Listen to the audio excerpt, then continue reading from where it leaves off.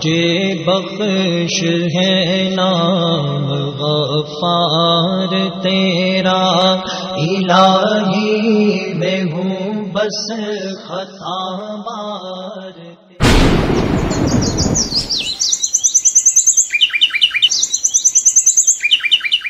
السلام علیکم ورحمۃ اللہ وبرکاتہ۔ ان الحمد للہ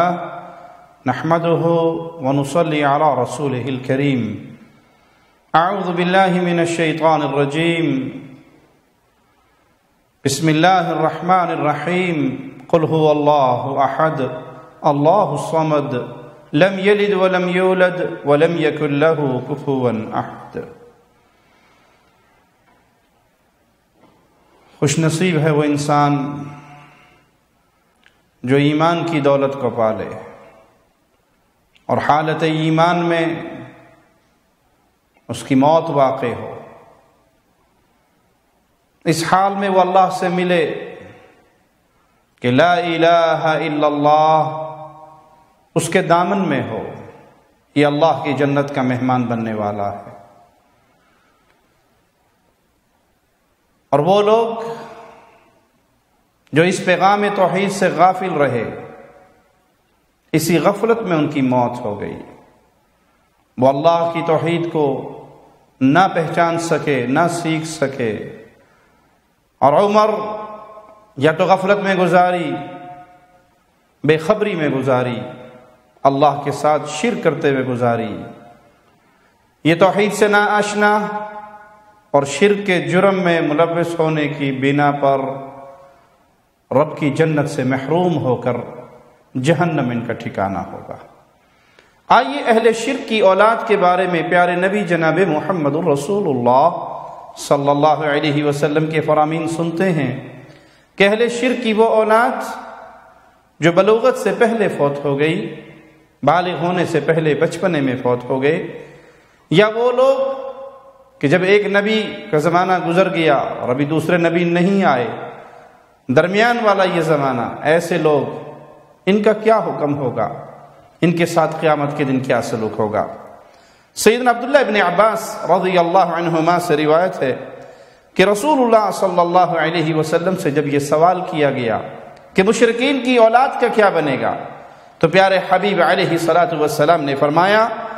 اللہ اذا خلقہم اعلم بما كانوا عاملین، خالق و مالک نے جب انہیں پیدا کیا تو وہ خوب جانتا ہے کہ انہوں نے بڑے ہو کر کیا عمل کرنے ہیں۔ اسی طرح پیارے نبی صلی اللہ علیہ وسلم کی ایک حدیث میں آپ کا خواب بیان ہوا، صحیح بخاری میں یہ روایت ہے کہ آپ ایک باغ میں ہیں اور ایک لمبے قد کا آدمی ہے جس کے دائیں بائیں بچے کھیل رہے ہیں، اور اس کا قد اتنا لمبا ہے کہ پیارے حبیب صلی اللہ علیہ وسلم اپنی گردن کو بلند کرتے ہیں اس کو دیکھنے کے لیے، گویا وہ آسمان سے باتیں کر رہا ہے، اور اس کے گرد بہت سارے بچے کھیل رہے ہیں۔ تو آپ نے پوچھا جبرائیل علیہ السلام سے یہ کون ہے؟ تو انہوں نے جواب میں کہا وَأَمَّا الرَّجُلُ الطَّوِيلُ الَّذِي فِي الرَّوْضَةِ فَإِنَّهُ إِبْرَاهِيمُ، وہ جو باغ میں لمبے قد کے ایک آدمی تھے وہ تو ابراہیم علیہ السلام تھے۔ وَأَمَّا الْوِلْدَانُ الَّذِينَ حَوْلَهُ، ان کے گرد جو بچے کھیل رہے تھے، جو بچے گھوم رہے تھے، وہ کون تھے؟ فَكُلُّ مَوْلُودٍ مَاتَ عَلَى الْفِطْرَةِ، وہ فطرت سلیم پہ پیدا ہو کر مرنے والا، وہ بچہ جو فطرت سلیم پہ ہی فوت ہو گیا، بلوغت کو پہنچا ہی نہیں، کیونکہ رسول اللہ صلی اللہ علیہ وسلم کا فرمان ہے ہر پیدا ہونے والا فطرت پہ پیدا ہوتا ہے، یہ اس کے ماں باپ ہیں جو اس کو یہودی بنا دیں یا نصرانی، پیدا ہونے والا مسلمان پیدا ہوتا ہے۔ تو جو اپنی فطرت پہ پیدا ہوا اور اسی پہ فوت ہو گیا، وہ بھی اللہ کی رحمت سے اللہ کی جنت میں داخل ہوگا۔ پیارے نبی صلی اللہ علیہ وسلم فرماتے ہیں کہ 4 قسم کے لوگ قیامت کے دن اپنا عذر خالق و مالک کے سامنے پیش کریں گے۔ رجل اصم، بہرا آدمی، وہ بھی قیامت کے دن اپنا عذر پیش کرے گا۔ ورجل احمق، پاگل انسان۔ ورجل حرم، نہایت بوڑھا انسان۔ ورجل مات فی فترۃ، اور وہ آدمی جو فطرت کے زمانے میں فوت ہوا، یعنی وہ زمانہ جس میں ایک نبی گزر گئے اور ابھی دوسرے نبی نہیں آئے، یہ جو درمیان کا زمانہ ہے، جو اس میں پیدا ہوا اور اس میں فوت ہوا، وہ انسان بھی قیامت کے دن اللہ کے سامنے اپنا عذر پیش کرے گا. فَأَمَّا الْأَصَمُّ فَيَقُولُ، جو بہرا ہوگا وہ اللہ کو کہے گا ربی لقد جاء الاسلام وما اسمع شیئا، اے اللہ اسلام کا نور تو آیا تھا لیکن میں تو بہرا تھا، میں نے کچھ سنا نہیں. وَأَمَّا الْأَحْمَقُ فَيَقُولُ، اور پاگل انسان کہے گا ربی لقد جاء الاسلام والصبيان يحذفوني بالبعر، اے اللہ اسلام تو آیا تھا لیکن اس حال میں کہ بچے مجھے مینگنیاں مارتے تھے، یعنی میں پاگل تھا، میرے پیچھے بچے لگ جاتے تھے، مجھے شعور نہیں تھا، عقل نہیں تھی. وَأَمَّا الْهَرِمُ فَيَقُولُ رَبِّي لَقَدْ جَاءَ الْإِسْلَامُ وَمَا أَعْقِلُ شَيْئًا، اور جو عمر رسیدہ ہوگا، بوڑھا ہوگا، عمر رسیدہ ہوگا، وہ کہے گا رب اسلام تو آیا لیکن اس حال میں کہ مجھ میں کوئی سمجھ بوجھ نہیں تھی، مجھے کوئی ہوش نہیں تھی، میں عمر کے اس وقت سے گزر چکا تھا، عقل و خرد کے دور سے، اور انتہائی بڑھاپے کی زندگی میں تھا. وَأَمَّا الَّذِي مَاتَ فِي الْفَطْرَةِ فَيَقُولُ رَبِّي مَا آتَانِي لَكَ رَسُولٌ، اور وہ انسان جو اس دور میں فوت ہوا جس دور میں کوئی نبی نہیں، ایک نبی گزر گئے، نیا نبی آیا نہیں، درمیان کا وقت ہے، تو وہ عذر پیش کرے گا اے اللہ میری طرف تو آپ کا کوئی رسول آیا ہی نہیں. تو اللہ ان سے پختہ وعدہ لے گا کہ یہ اللہ کی اطاعت کریں گے، یعنی وہاں ان سے امتحان لیا جائے گا، وہاں انہیں ایک آزمائش میں ڈالا جائے گا،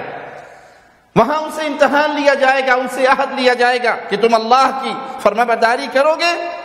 تو اللہ ان کی طرف پیغام بھیجے گا کہ جاؤ آگ میں داخل ہو جاؤ، یہ ان کے لیے امتحان ہے. اب وہ اگر اللہ کی فرمانبرداری میں سچے ہوئے تو اس آگ کی طرف دوڑیں گے. پیارے حبیب جناب محمد کریم صلی اللہ علیہ وسلم نے فرمایا فَوَالَّذِي نَفْسُ مُحَمَّدٍ بِيَدِهِ، اس ذات کی قسم جس کے ہاتھ میں محمد صلی اللہ علیہ وسلم کی جان ہے، لَوْ دَخَلُوهَا لَكَانَتْ عَلَيْهِمْ بَرْدًا وَسَلَامًا، وہ جو بظاہر آگ نظر آ رہی ہوگی اگر وہ اس میں داخل ہو جائیں گے تو وہ ان کے لیے ٹھنڈی اور سلامتی والی ہوگی. سیدنا ابو ہریرہ کی ایک اور روایت کے اندر بھی یہ الفاظ ہیں فَمَنْ دَخَلَهَا كَانَتْ عَلَيْهِ بَرْدًا وَسَلَامًا، جو اس میں داخل ہو جائے گا اس کے لیے تو وہ ٹھنڈی ہوگی، سلامتی والی ہوگی، یعنی وہ اس امتحان میں پاس ہو گئے کہ اللہ کا حکم مان لیا، اللہ نے جو حکم دیا انہوں نے مانا، اور وہ بظاہر نظر آنے والی آگ حقیقت میں ٹھنڈی ہوگی. وَمَن لَّمْ يَدْخُلْهَا يُسْحَبُ إِلَيْهَا، اور جو اس میں اللہ کی فرمانبرداری کرتے ہوئے نہیں جائے گا تو نافرمانی کرنے کے جرم میں اس کو گھسیٹ کے اس میں پھینک دیا جائے گا. سیدنا انس سے روایت ہے کہ رسول اللہ صلی اللہ علیہ وسلم نے فرمایا قیامت کے دن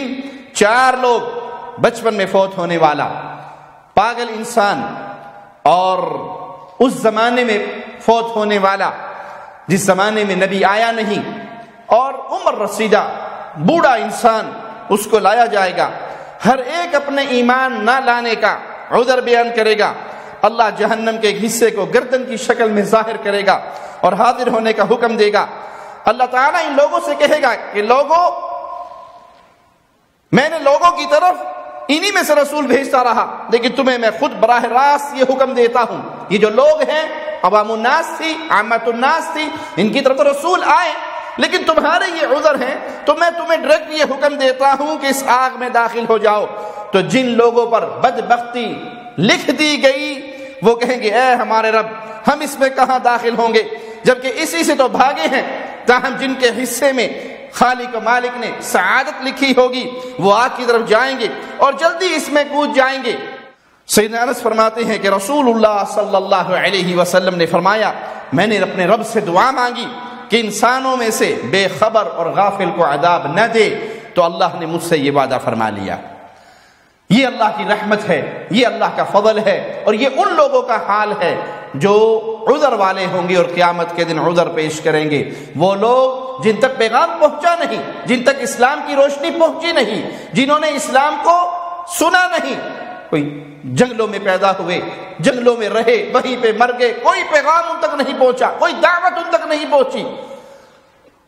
یا اس زمانے میں پیدا ہوئے کہ ایک نبی جا چکے ہیں، تعلیمات ان کی ختم ہو چکی ہے، نیا نبی ابھی آیا نہیں ہے، یہ درمیان کا وقت ہے. تو ایسے لوگ اللہ ان کو قیامت کے دن پھر آزمائے گا پھر ان کا امتحان و اختبار ہوگا، جو اس میں پاس ہوگا وہ اللہ کی جنت میں داخل ہوگا، اور جو وہاں فیل ہو جائے گا وہ اصل میں بد نصیب ہی ہوگا اور اللہ کی جہنم میں داخل ہوگا۔ اللہ سے دعا ہے اللہ ہمیں زندہ رکھے تو ایمان پہ رکھے، موت دے تو اس حال میں دے کہ اللہ ہم سے راضی ہو، ہم اپنے اللہ سے راضی ہوں۔ اقول قولی هذا واستغفر الله لي ولكم ولسائر المسلمين فاستغفروه انه هو الغفور الرحيم۔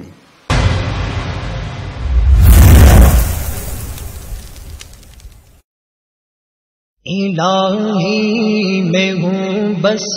خطاوار تیرا، مجھے بخش ہے نام غفار۔